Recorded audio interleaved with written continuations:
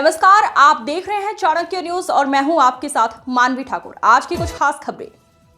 CM Yogi Adityanath दोपहर लगभग 1 बजे हेलीकॉप्टर द्वारा राट पहुंचे। मुख्यमंत्री ने सबसे पहले स्वामी ब्रह्मानंद की समाधि पर पुष्प अर्पित किए।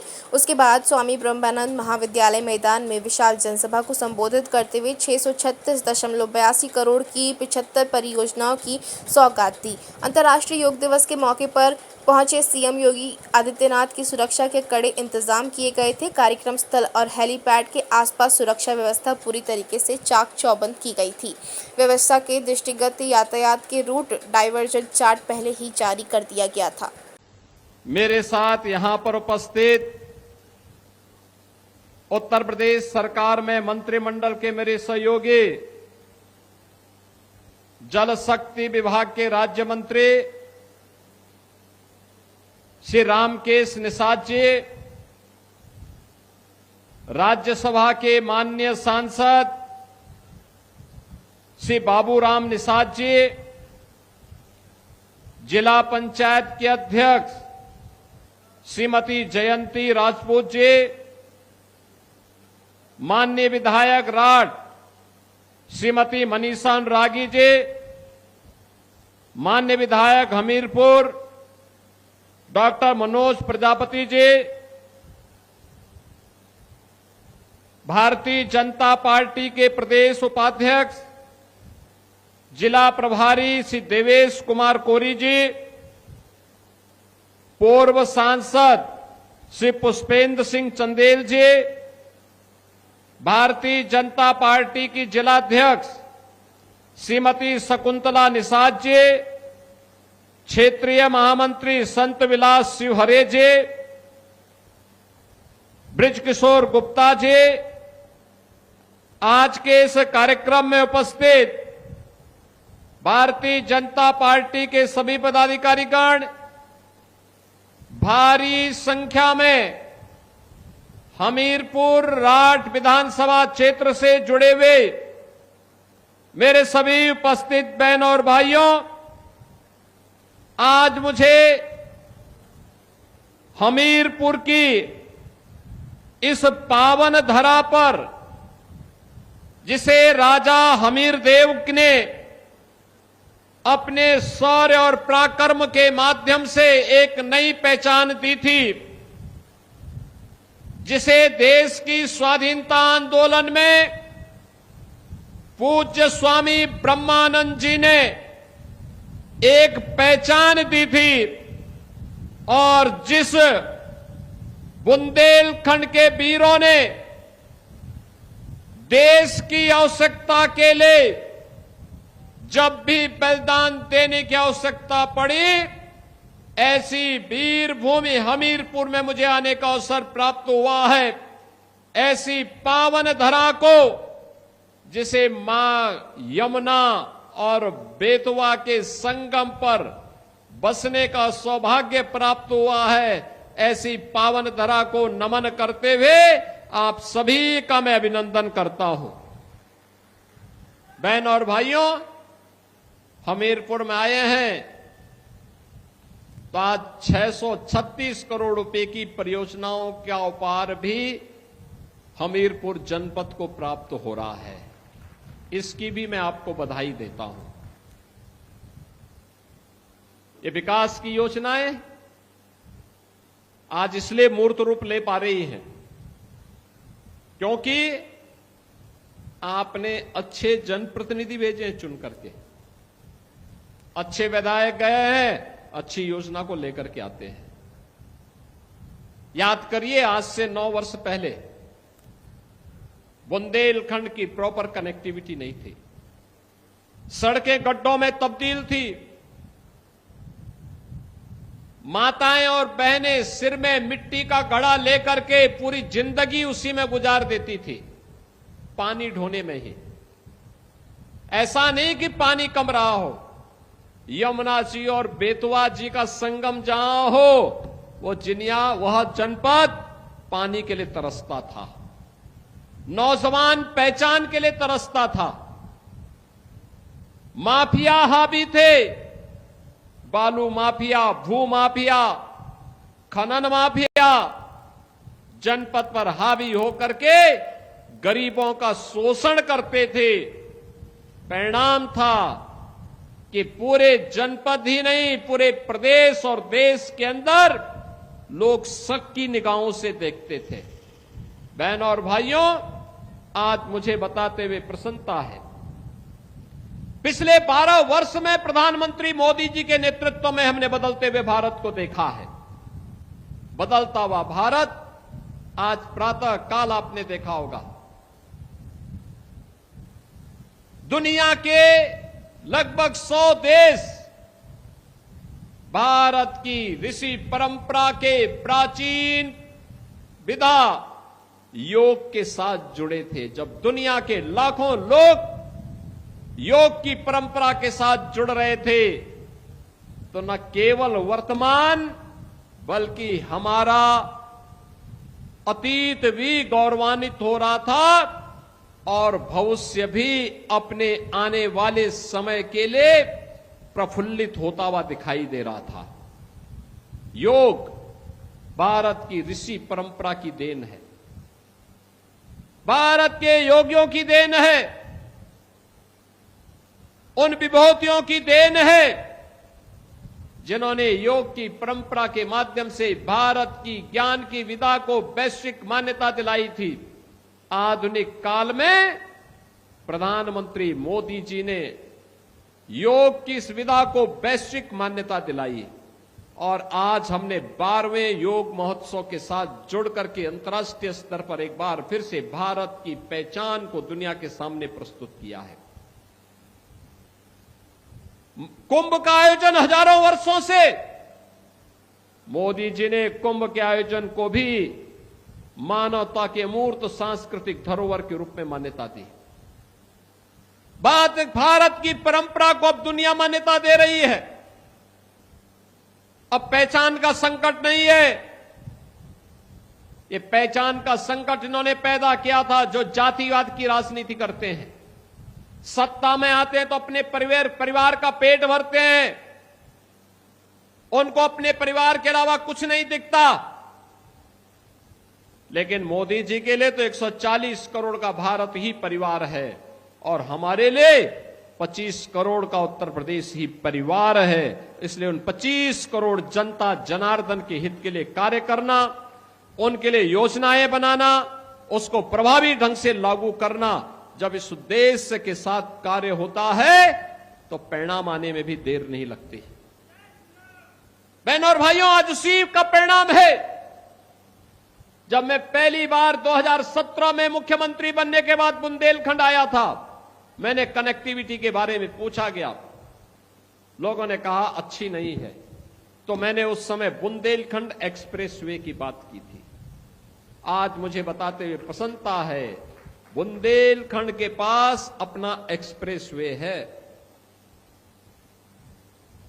डिफेंस मैन्युफैक्चरिंग कॉरिडोर, पहले बुंदेलखंड का नौजवान आर्मी में भर्ती होता था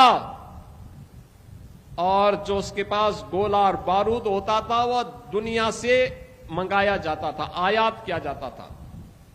अब गोला बारूद, तोप, मिसाइल ये सब यूपी में बन रही है। प्रधानमंत्री मोदी जी के कारण यूपी में बन रही है और यूपी के नौजवान की, भारत की सेना की ताकत क्या है। ऑपरेशन सिंदूर में आपने देखा होगा कि लखनऊ में बना हुआ ब्रह्मोस मिसाइल जब पाकिस्तान पर दागा गया, वह जान बचा करके, दुम दबा करके दुनिया के अंदर हाय तौबा करते हुए जान की भीख मांगता हुआ दिखाई दे रहा था।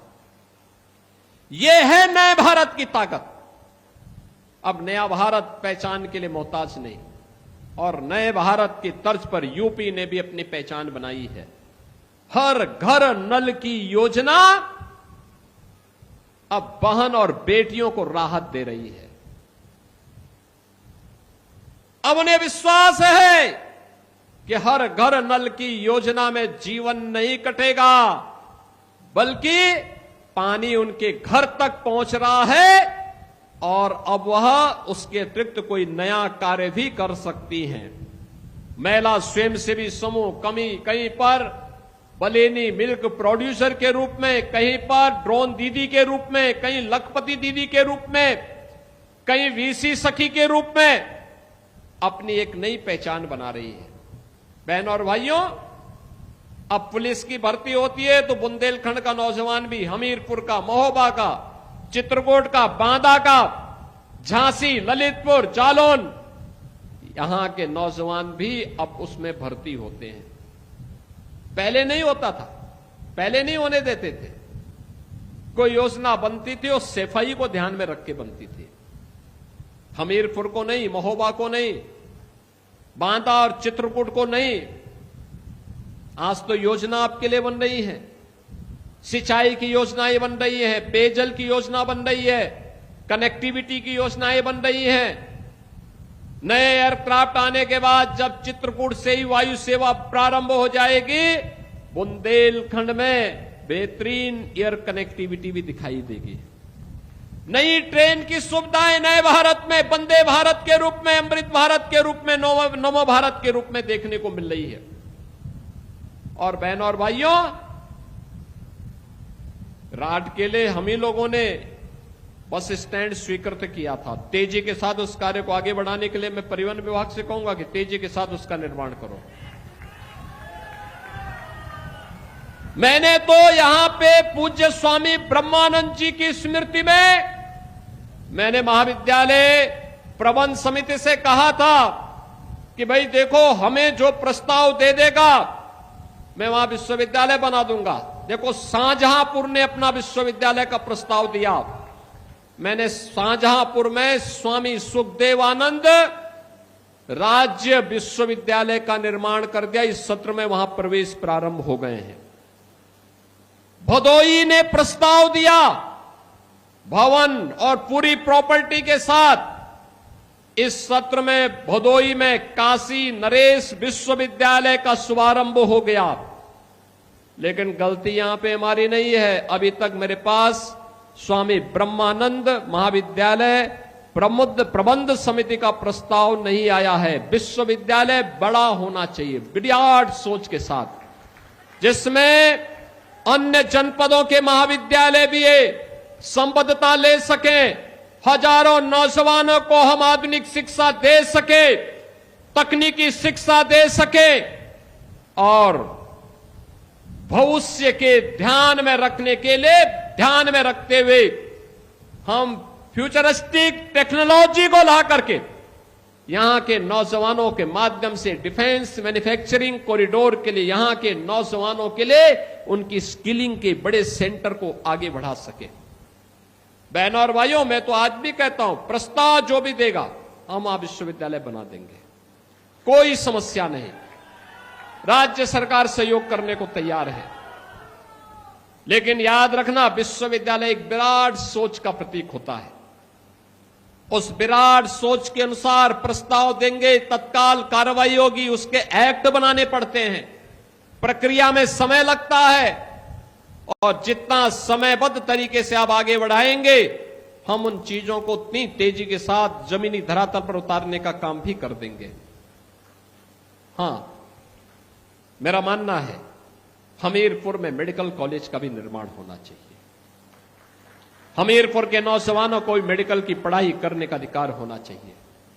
हम लोगों ने इसके लिए कहा है, यहां पर तेजी के साथ उसके विकास के कार्यक्रम को आगे बढ़ाने की आवश्यकता है। बहनों और भाइयों, यह प्रक्रिया इसलिए जिससे बुंदेलखंड भी, जो पहले पहचान के लिए मोहताज था, समाजवादी पार्टी की सरकार में हर जनपद में यहां एक एक माफिया खड़े कर दिए गए थे। ये माफिया गरीबों की जमीनों पर कब्जा करते थे, अवैध खनन करते थे, व्यापारी और बेटी दोनों के लिए संकट खड़ा करते थे, पुलिस पर हमला करते थे। छवि खराब होती थी बुंदेलखंड की, छवि खराब होती थी हमीरपुर की। लेकिन आज मैं कह सकता हूं, ये डबल इंजन की सरकार है, माफिया के लिए कोई जगह नहीं है। माफिया या तो जेल के अंदर है या मिट्टी में मिल गए हैं। अब बुंदेलखंड विकास की प्रक्रिया के साथ तेजी के साथ आगे बढ़ चुका है। अब बेटी की सुरक्षा में कोई सेंध नहीं लगा सकता है। अब बेटी की सुरक्षा में कोई सेंध लगाने का दुस्साहस नहीं कर सकता है, और जो करेगा तो फिर यमराज के घर भी जाएगा। अब धर्मस्थलों को नई पहचान मिल रही है। तालाब खुदवाए जा रहे हैं, जल संरक्षण के बड़े कार्यक्रम चल रहे हैं, और मैं आप सबसे अपील करूंगा, हमीरपुर वासियों से भी, पूरे बुंदेलखंड वासियों से भी, बहनों और भाइयों, हर घर नल की योजना व्यापक परिवर्तन का कारण बनेंगे। अर्जुन सहायक हो, करवई का हो, या फिर यहां पर रतौली बांध की हो, भावनी बांध की हो, कचनौदा बांध का हो, मझगांवा एवं चिल्ली स्प्रिंकलर सिंचाई परियोजना का हो, या केन बेतवा की परियोजना का, बुंदेलखंड में आने वाले समय में सिंचाई के लिए भी और पेयजल के लिए जल का संकट नहीं होगा। लेकिन हमारी भी जिम्मेदारी बनती है, एक नागरिक कर्तव्य के रूप में जल संरक्षण का कार्य करना, एक एक बूंद जल का संरक्षण करना। जैसे इस साल अभी आप देख रहे होंगे, आज 21 जून हो गई है, अभी तक मानसून नहीं आया है। ये जो बादल दिखाई दे रहे हैं ना, ये तो चूंकि हम लोगों का दौरा हो रहा था तो भगवान ने कहा होगा कि ज्यादा गर्मी न हो, इसलिए जो है थोड़ा बहुत देखने को मिल रहा है। लेकिन अब तक बरसात होनी चाहिए थी, मानसून आना चाहिए था। पिछले 2 साल मानसून अच्छा था। अगले 3 साल के लिए अल-नीनो के कारण असमय वर्षा, कम वर्षा, इसकी अभी से चेतावनी आ रही है। और मेरा आप सबसे अपील होगा, जल की एक एक बूंद को बचाना। हर घर नल योजना का मतलब नहीं कि टोटी खुली है तो खुली ही रह जाए। हमारा दायित्व हम उसको बंद करें, चोरी न करने दें, पेयजल का संकट न हो। जितने जल की आवश्यकता हो उतना ही हम उसमें लें, अनावश्यक रूप से खर्च नहीं करना चाहिए। यह हमारी आवश्यकता है। और जो जल बचे उसका बेहतरीन उपयोग हो। सिंचाई के लिए आधुनिक वैज्ञानिक तरीकों का उपयोग किया जाना चाहिए। आप करेंगे, वर्तमान भी और भविष्य भी अच्छा होगा, सुंदर होगा। और यह हम सबके लिए आवश्यक है। अधिक से अधिक वृक्षारोपण का करना। जिन क्षेत्रों में माइनिंग हुई है उन्हें फिर से वृक्षारोपण के साथ जोड़ करके बेहतरीन भविष्य की ओर अग्रसर करना। अधिक से अधिक वृक्षारोपण के कार्यक्रम के साथ जुड़ना। एक जन अभियान बनना चाहिए। यह जन अभियान बुंदेलखंड को एक नई पहचान दिला देगा।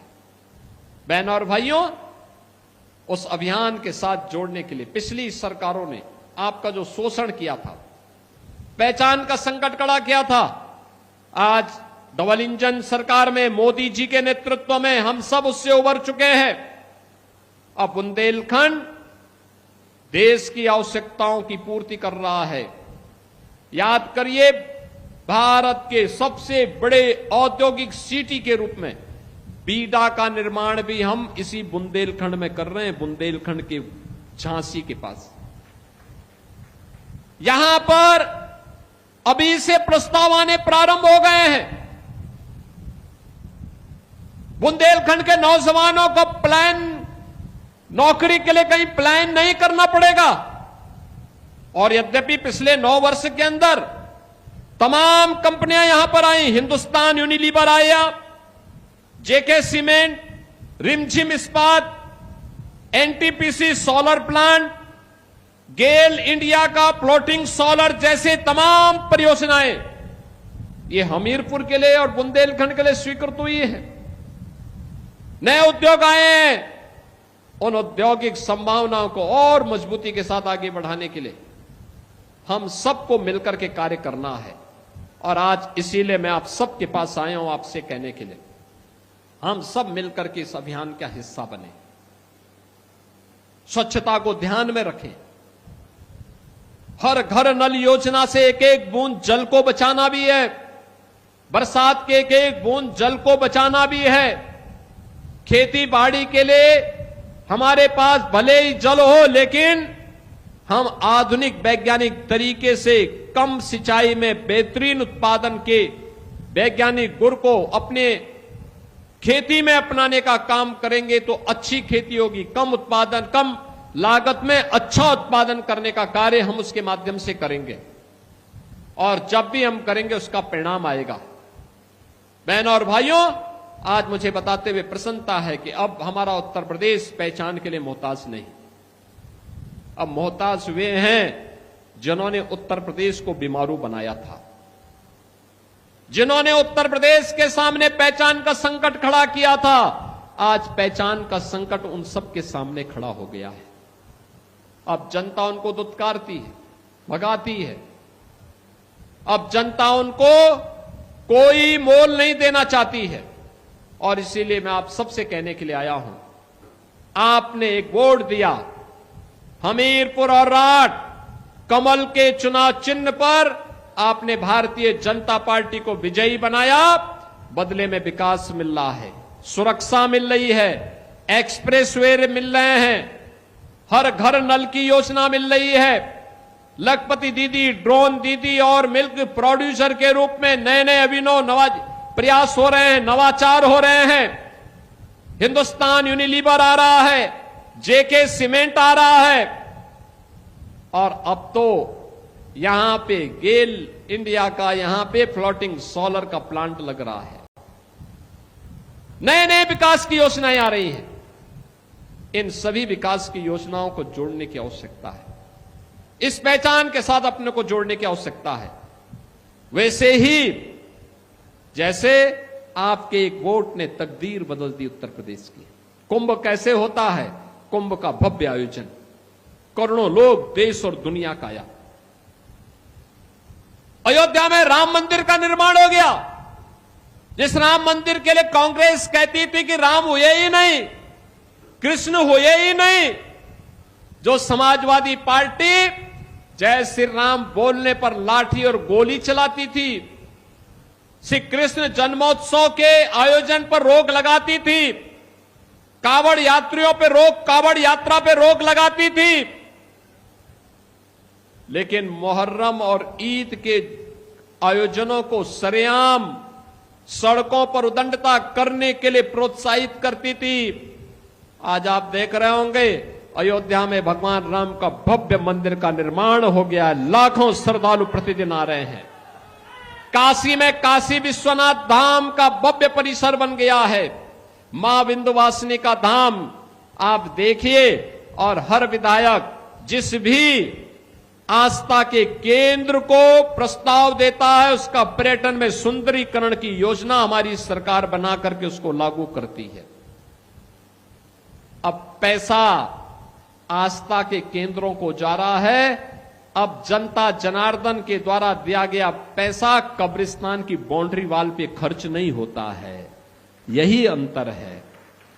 पहले आपका पैसा कहां दुरुपयोग होता था, और आज आपके द्वारा दिया गया पैसा कैसे आस्था को सम्मान देता है, विकास और इंफ्रास्ट्रक्चर की बड़ी बड़ी योजनाओं को लेके आता है, आज इसका उदाहरण बना है। और इसलिए बहनों और भाइयों, ये संभव हो पाया है मोदी जी का नेतृत्व और मार्गदर्शन और आपका निर्णय। एक वोट आपने दिया, तकदीर बदल दी बुंदेलखंड की। और यह याद रखना, जिन लोगों ने पहचान का संकट खड़ा किया था, जो इन माफियाओं के सरपरस्त थे, इन लोगों को दोबारा पटकने नहीं देना है, दोबारा आने नहीं देना है। इन लोगों के सामने अब स्वयं की इनकी पहचान के लिए इन्हें मोहताज करवाना है। इसके लिए मैं आप सबसे कहूंगा, हमें जाति के नाम पर, क्षेत्र के नाम पर, भाषा के नाम पर विभाजन नहीं होना है। विकास के लिए विरासत के लिए, आस्था और अर्थव्यवस्था के लिए एक स्वस्थ प्रतिस्पर्धा को आगे बढ़ाना है। और स्वस्थ प्रतिस्पर्धा के लिए शिक्षा के क्षेत्र में भी, स्वास्थ्य के क्षेत्र में भी, सिंचाई और रोजगार के क्षेत्र में भी हम नई नई योजनाओं को लेकर के आपके बीच आ रहे हैं। और इन योजनाओं का लाभ एक लंबे समय तक आने वाली पीढ़ी को प्राप्त हो, इस विश्वास के साथ मैं बुंदेलखंड के इन दौरों के दौरान मुझे आज हमीरपुर में भी आने का अवसर प्राप्त हुआ है। आज के इस अवसर पर एक बार फिर से मैं यहां के अपने दोनों विधायकों को, श्रीमती मनीषा अनुरागी जी को, श्री मनोज प्रजापति जी को, यहां के अपने सभी पदाधिकारियों को, सभी अन्य जनप्रतिनिधियों को हृदय से विकास की योजनाओं में रुचि लेने और आप सबको इन्हें आशीर्वाद प्रदान करने के लिए हृदय से धन्यवाद देते हुए अपनी बधाई देता हूं। 636 करोड़ रुपए की परियोजनाओं के लिए आपके हमीरपुर का अभिनंदन करता हूं। हमीरपुर जनपद वासियों का अभिनंदन करता हूं। अपनी वाणी को देता हूं विराम।